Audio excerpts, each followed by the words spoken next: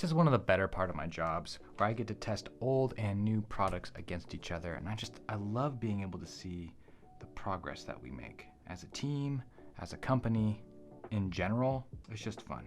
This is the fine tip marker that I'm writing with. You can see it's got a really fine tip on it. And the old marker is a broad tip, which is below. And so we're just gonna do a quick little test to see how much different the old formula is from the new formula. And we're gonna heat these both up with a heat gun, and we're just gonna send it. We'll see how it works. Man, that fine tip really is fine. Okay, here we go.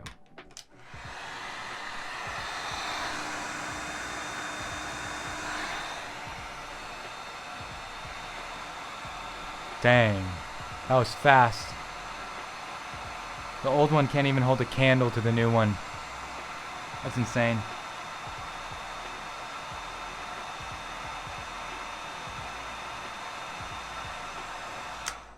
I think we know the results already. Check it out. Light years ahead. So excited.